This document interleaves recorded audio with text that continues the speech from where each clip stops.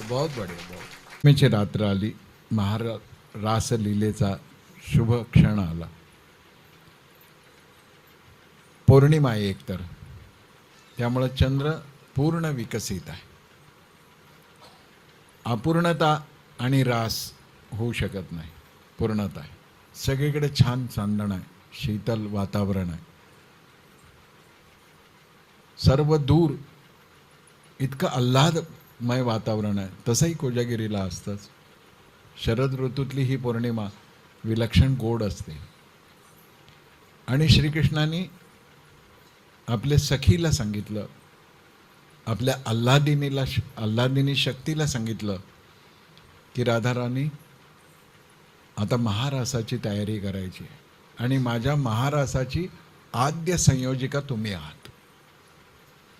आता लक्षात घ्या, राधा ज्या रासलीलेची संयोजिका आहे तिथे अभिसार किंवा व्यभिचार असू शकतो का? असू शकत नाही. राधाराणी म्हणे की ठीक आहे, मी सगळं करते. आणि मग जे काही सृष्टीमध्ये परिवर्तन करायचं, स्थान निवडायचं आहे, कदंब वनामध्ये सुद्धा कोणत्या जागी कशा पद्धतीनं हा रास होईल. आणि भगवान श्रीकृष्णाने ठरवलंच होतं की आपल्याला ते करायचं. भवानपि ता रात्री शरदोत्फुल्ल मल्लिका, भागवतात वर्णन केलं की त्या शरद पौर्णिमेच्या रात्री त्या सगळ्या परीक्षणात वीक्षम रंतुम मनश्चक्रे योगमाया समुप्रशिता, योगमायेने उपाश्रित करून सगळीकडे वातावरण इतकं छान केलं. मोगरा उमललाय, कमळ उमललंय, रात्री वेगवेगळ्या वनस्पतींचा सुगंध त्या परिसरामध्ये दळवळतो आहे. आणि अशा एका प्रसन्न वातावरणामध्ये वेणुवादनाला सुरुवात केली. आता वेणूमध्ये सुद्धा उपप्रकार आहेत, तपशिलात जात नाही पण कानावर असू द्या. वेणू आहे तो सर्वांसाठी वाजवला जातो. वेणूमध्ये एक प्रकार आहे आकर्षणी, तो आकर्षणी विशिष्टांसाठी वाजवला जातो. आणि दुसरा आहे वंशी, ही वंशी अतिविशिष्टासाठी वाजवली जाते. म्हणून शरद पौर्णिमेच्या रात्री वंशी वाजवायला सुरुवात केली. असं किती तरल आहे, किती बारीक गोष्ट आहे. जे पोचले त्यांनाच ते ऐकू जातं, जे पोचले नाहीत त्यांना ऐकू जात नाही. आणि मग असं वेणू वंशी वाजवायला सुरुवात करायची. तर ह्या सगळ्या योगमायेने, आदिशक्तीने, जगज्जननीने, राधाराणीने श्रीकृष्णाला सांगितलं की सगळी तयारी आहे. वातावरण इतकं उल्हासित, इतकं मनोज्ञ, हलकंसं उत्तेजित पण. आणि श्रीकृष्णांच्या समोर कामदेव प्रकट झाले, साक्षात कामदेव मदन. ते म्हणाले की आज मी तुला हरवणार, आज मी बघतोच तुझं पतन कसं होत नाही. कृष्ण म्हणाले की 2 वेळा मार खाऊनही जिरली नाही का तुझी? कामदेवाने सांगितलं की राम जन्मामध्ये, राम अवतारामध्ये तुम्ही मर्यादा पुरुषोत्तम होतात, म्हणून मी तुमच्या मर्यादा भंग करू शकलो नाही. शंकरांमध्ये तर वैराग्य इतकं भरलेलं आहे की त्यांनी माझं भस्म कधी करून टाकलं कळलंच नाही मला, पण आज मात्र तुम्हाला मी हरवणार. कृष्ण विचारतात का? एक तर वातावरण, 2 तुमचं वय, 3 तुमच्या ओढीनं तुम्हाला भेटायला येणाऱ्या गोपींचं वय. अशा वेळी ज्याच्या मनामध्ये विकार निर्माण होणार नाही असा पुरुष जगाच्या पाठीवर असूच शकत नाही. त्यामुळं आज तुमचा पराभव मी करणार. ते म्हणाले की थोडं थांबून बस, नंतर भेटू आपण काय. आणि रासलीला संपल्यानंतर कामदेवाने भगवंताची क्षमा मागितली आहे. तो म्हणाला की काहीही परिणाम झालेला नाही तुमच्या चित्तवृत्तीवर, मी शरण आलो तुम्हाला. लक्षात घ्या काय काय काय रहस्य आहेत याच्यामध्ये. रासलीला ही कामपूर्तीची लीला नसून कामनाशाची लीला आहे. सगळ्या उर्मी वृत्तीमधलं विषारीपण जे आहे ते काढून टाकून ही लीला होती आहे. मगाशी म्हटलं तसं काही जणीच्या मनामध्ये विषय होते पण ते विषय भगवंतापर्यंत जाईपर्यंत संपून गेले. आणि मग राधा राणींनी सांगितलं की आता आमंत्रण द्या. कदंब वृक्षाला टेकून राधा राणी उभे आहे. बरसाने की छोरी. राधा राणीच्या स्वरूपाचं वर्णन करणं माझ्याकडे शब्द नाही, पण कधीतरी तुम्ही केवळ राधा या विषयावर तुम्हाला काही संस्कृत साहित्यात आहे ते वाचा आणि मग तुमच्या लक्षात येईल इतकं गोड रूप, इतकं छान रूप. आणि लक्षात घ्या, वृंदावनामध्ये, विशेषतः निधिवनामध्ये, वृंदावनामध्ये फक्त बाकी बिहारीचं एक ठिकाण नाही आहे बघण्यासारखं, ते तर आहेच, पण अशी 14 ठिकाणं आहे. त्यातल्या काही ठिकाणी राधाराणी जोपर्यंत बोलवत नाही तोपर्यंत आपल्याला जाता येत नाही. तुम्ही कितीही प्रयत्न करा. तुम्ही जंग पछाडा, गाईड घ्या, काही करा, काहीतरी घडतं की तुम्हाला त्या ठिकाणापर्यंत पोचता नाही येत. राधाराणीचं निमंत्रण असल्याशिवाय तुम्हाला नाही, काही गोष्टी नाही तिथे. पण इतकं विलक्षण रूप आहे, इतकं विलक्षण रूप आहे, शब्दामध्ये सांगणं कठीण आहे. आणि अतिशय मंद हास्य करत कदंब वृक्षाला टेकून राधाराणी उभी आहे आणि तिच्या डाव्या खांद्यावर आपल्या उजव्या हाताचा कोपरा ठेवून पायाला तिढा घालून वंशी वादनाला श्रीकृष्णाने सुरुवात केली. ते जुगल रूप डोळ्यासमोर आलं. किती गोड आहे, किती. ते पाहिल्यानंतर आहे ना, माणसाचं सौंदर्याचं चर्चाच करावी वाटत नाही, इतकं विलक्षण रूप आहे. अनेक कवींनी वर्णन केलं, पण आमच्या ब्रजभूमीतल्या, ब्रजबोलीतल्या संतांनी जसं वर्णन केलंय ना तसं कोणाला नाही जमत. किती गोड शब्द वापरावेत ह्याला काही सीमाच नाही. असो, आपण रासलीलेकडे बोलू. आता खूप तिकडे गेलं तर अजून खूप वेळ लागेल. जसा हा आवाज गोकुळामध्ये पोचला, काही जणी स्वयंपाक करत होत्या, काही जणी दूध तापवत होत्या, काही जणी मुलांना झोपवत होत्या, काही सासू सासऱ्यांचा सेवा करत होत्या, काही जणी गोठा साफ करत होत्या, काही जणींना माहिती होतं की आपल्याला आत्ता निमंत्रण येईल तर आपण हलकासा का होईना शृंगार केला पाहिजे, म्हणून कोणी काजळ लावत होतं, कोणी केशरचना करत होतं. पण तेवढ्यात हा आवाज ऐकू आला आणि हा आवाज ऐकू आल्याबरोबर जी गोठा साफ करत होती ती तशीच धावत निघाली. आता हा जर व्यभिचार असेल तर किमान नीटनेटकं तरी जायला पाहिजे ना तिने. हा व्यभिचार नाहीच आहे. आणि त्याला भेटायला जात असताना देहबुद्धीचं विसर्जन हीच तर ह्यातली महत्त्वाची अट आहे. कोणी दूध तापवत होतं, ते उकळत्या दुधाचं तापलेलं भांडं अजून ओतू जायची वेळ आहे, पण काही भान राहिलं नाही, हात भासतील का नाही, तसंच उचलून खाली ठेवलं. संत असं सांगतात की तसं करण्यामागे हेतू असा की कृष्णाकडे जात असताना दूध उतू गेलं का, दूध उतू गेलं असेल का ही चिंता नको, एकदा सोडायचं ना सगळं सोडायचं.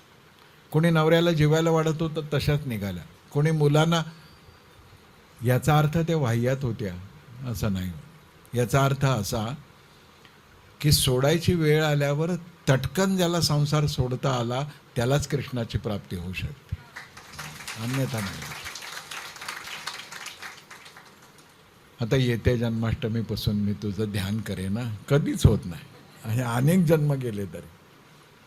कारण का, जेव्हा सोडायचा आहे ना तो क्षण इतका उत्कट असतो, तेव्हा सुटलं तरच सुटला. माझ्या एका मित्राला धूम्रपानाची सवय फार होती, तर तो असा 6-6 महिन्यांनी संकल्प करायचा की आता बंद केलं. आणि एक दिवशी तो मला म्हणाला, अरे सिगारेट सोडणं इतकं सोपं आहे ना, आत्तापर्यंत मी 25 वेळा सोडली आहे. सिगारेट सोडणं असं ना, सोडली तर सोडलीच, तसं प्रपंच त्यापेक्षा जास्त व्यसन आहे. सासू सासऱ्याने, मग काही गोपींना मात्र सासू सासरा नवऱ्याने विरोध केला, नाही जायचं, आणि उचलून मोटकळं करून डांबून खोलीत डांबून टाकलं. तर त्या म्हणाले की डांबून टाका, तुम्हाला काय वाटतं. हे शरीर घेऊन त्याच्याकडे जाण्यात मला आनंद होता, मी इथे बसते आणि ध्यान करते, माझं चैतन्य त्याच्यापर्यंत जाऊन पोचेल ना तर राज झाला. शरीराचं कौतुक कोणाला? आता सांगा कोणतं पाप आहे, कोणतं याच्यामध्ये कोणती विषय वासना आहे? सगळ्यात महत्त्वाचा भाग. या सगळ्या धावत, अपरात्र आहे, जंगल आहे, पशु पक्षी प्राणी सगळं आहे तिथे. आणि त्या जेव्हा धावत येतात, हे महोदय छान बासरी वाजवतात, त्या सगळ्या जणी आल्या आणि सगळ्या जणींना आलेलं पाहिल्यानंतर किंवा राधाराणींनी खुणवल्यानंतर की बाबा आल्या तुम्ही ज्यांना बोलवताय, स्वागतम ते महाभागा. श्रीकृष्णाने वर्णन कोणत्या शब्दात, स्वागत कोणत्या शब्दात केलंय? हाय. किती वेळ वाट पाहायला लावली, असलं काही नाही. म्हणून स्वागतम ते महाभागा. प्रियम किम करवा म्हणे. या भाग्यवान स्त्रियानो, तुम्हाला आवडेल असं मी काय करावं अशी तुमची अपेक्षा आहे? तर त्यांना बरं वाटलं जरा गवळणीनं की हां जरा. आणि पुढे विचारलं, व्रजभूमीत सगळं ठीक आहे ना? तुम्ही अशा अपरात्री हिंस्र पशुपक्षी जिथे असतात तिथे घराबाहेर येणं बरं आहे का? कुलीन शालीन विवाहित स्त्रियांनी असं रात्री अपरात्री बाहेर पडणं योग्य नाही. तुमचं कर्तव्य काय आहे तर तुम्ही घरची कामं नीट करणं. आणि अशा रात्री वेड्यासारख्या धावत निघाल्या. आता ज्यांनी ठरवलं, ज्यांनी बोलवलं, ज्यांनी बासरी वाजवून खेचून आणलं, तो आल्यावर इथे काय म्हणतोय, अरे अचानक कसे काय इकडे? थोडं आधी कळवलं असतं तर मी जेवणाची तयारी करून, म्हणजे आहे जेवण पण जेवायला घालायचं नसेल तर आपण असंच म्हणतो की नाही, म्हणतो ना. तर गोपींना खूप आघात वाटला की हा काय बोलतोय. आणि मग कृष्णाने तत्वज्ञान सांगितलं की तुम्ही अशा अवेळी अपरात्री या जंगलात जिथे धोका आहे तिथे जास्त वेळ थांबू नका. जा घरी. सासू सासरे वाट बघत असतील, नवरा प्रतीक्षा करत असेल, मुलं रडत असतील, वासरं गाईला लुचायसाठी धडपडत असतील. हे सगळं कोण करेल तुम्ही इथे थांबलात तर? जा परत. आकाश कोसळलं ना. पण कृष्ण जेव्हा जा म्हणतो ना तेव्हा तुम्ही जाता की न जाता हे त्याला बघायचं असतं. जा आता, उद्या पटकन गेला निघून तो ओळखतो की ह्याला आपली किंमत नाही. गोपी म्हणाल्या, कृष्णा आता तू जा म्हणतोस, आम्ही कुठे जावं? जेव्हा आम्ही आमच्या प्रपंचात रमलो होतो तेव्हा प्रपंचातली प्रत्येक गोष्ट आम्ही मनापासून करत होतो, आनंदाने करत होतो. पण ज्यापासून तुझं दर्शन झालं आणि तुझ्या प्रेमामध्ये आम्ही पडलो आहोत, आता आम्हाला त्या भातुकलीच्या खेळात काही रस वाटत नाही. आता तू कठोरपणे म्हणतो जा आणि परत संसार करा. पुढचा शब्द फार महत्त्वाचा आहे. त्या म्हणतात की या आत्म्याचा खरा पती कोण आहे आम्हाला कळालंय. आत्म्याचा खरा पती कोण आहे आम्हाला कळालंय. या देहाचा पती कोण आहे आम्हाला काय देणं घेणं आहे. खऱ्या परमपुरुषाची भेट होत नव्हती तोपर्यंत त्या पुरुषाबरोबर आमचा व्यवहार चाललाच होता. तू आमच्यासाठी परपुरुष नाही आहेस, परमपुरुष आहेस, परमपुरुष. त्यामुळं तुझ्या भेटीला आता आम्ही परत जाऊ शकत नाही. आता आम्ही इथे प्राण सोडून देऊ शकतो. जेव्हा श्रीकृष्णांची खात्री झाली की ह्या खरंच संसार म्हणजे आसक्ती सोडून आलेल्या आहेत, तेव्हा तो म्हणाला की मी तुमची चेष्टा केली, आपण रास करूया. आणि मग राधा कृष्ण मध्यभागी उभे राहिले आणि सगळ्या गोपी गोल आकार करून नृत्य करायला लागल्या, विलक्षण नृत्य. आणि नृत्य करता करता करता करता ती नृत्य रचना अशी होती, कल्पना करा, केंद्रस्थानी राधाराणी आणि भगवान आहेत, मंडलाकार गोपी आहेत. या प्रत्येक गोपीच्या पाठीमागे उभं राहून जर आपण बघितलं तर कृष्ण त्या गोपी बरोबर आहेत असं आपल्याला दिसतं. जस्ट इमॅजिन, या गोपींचं मंडल आहे, इथे कृष्ण आहे. या गोपीला वाटतं माझ्याबरोबर आहेत, या गोपीला वाटतं माझ्याबरोबर आहेत, या गोपीला, आणि गोपीच्या पाठी उभं राहून आपण बघितलं तर आपल्यालाही तेच वाटतं की हिच्याबरोबर आहे. आणि मग रास करता करता त्या गोपींना असं वाटायला लागलं की किती भाग्यवान आहोत आपण.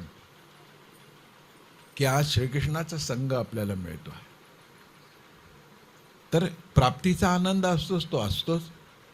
आणि हळूहळू मंडलामध्ये जसं आवर्तनं सुरू झाली तसं तसं हा आनंद कळत न कळत अहंकारामध्ये बदलला. आणि त्या गोपींच्या मनामध्ये भाव आलं की स्त्रियांपेक्षा भाग्यवान आपण आहोत.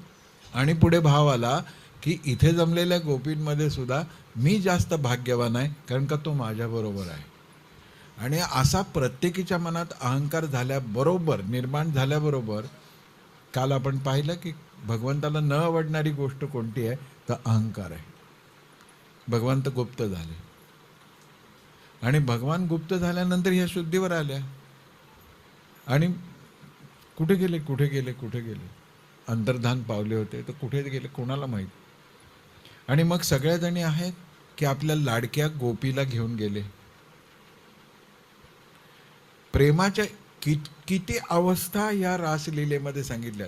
पहिला आहे प्रचंड ओढ, दुसरा आहे आघात, तिसरा आहे प्राप्तीचा आनंद, चौथी अवस्था आहे विरह. विरहाला साहित्यामध्ये विप्रलंब अलंकार म्हटलाय. विरह, विरहातून निर्माण झालेले दुःख आहे. त्यातून अवस्था पुढे प्रेमात काय येते, संशय.